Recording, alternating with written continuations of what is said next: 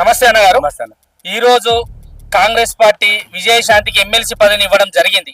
ఆమె మాట్లాడుతూ ఏమంటుంది అంటే కష్టపడ్డ కార్యకర్తలకు కొద్ది లేట్ అయినా సరే గానీ కాంగ్రెస్ పార్టీలో సముచిత స్థాయి ఉంటుంది అని చెప్పింది. ఆమె నిజమంటారా? ఆమె వ్యాఖ్యలను ఎలా తీసుకోవచ్చు? అది నిజమే కదా.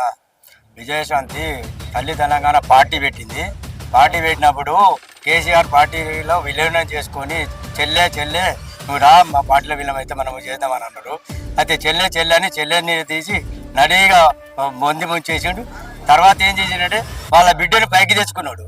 ఎమ్మెల్సీ అయినా కానీ వాళ్ళ బిడ్డకి బతుకమ్మ ఆడాలన్న వాళ్ళ బిడ్డనే అంటే విజయశాంతి కన్నా కానలేదు. ఇప్పుడు కాంగ్రెస్ పార్టీ విజయశాంతిని ఆలోచించి బీసీ వర్గానికి చెందిన ఒక మహిళ కాబట్టి ఎమ్మెల్సీ ఇచ్చినందుకు మాకు చాలా సంతోషంగా ఉంది. ఎమ్మెల్సీ కాదు మంత్రి పదవి ఇచ్చినా కానీ బాగుంటుంది. ఎందుకంటే ఒక బీసీ మహిళ కాబట్టి మంత్రి పదవి ఇస్తే కేసీఆర్ రాసిన వాళ్ళకు ఒక దడ పుడుతుంది. అందుకొరకే ఇవ్వాలని కోరుతున్నాం.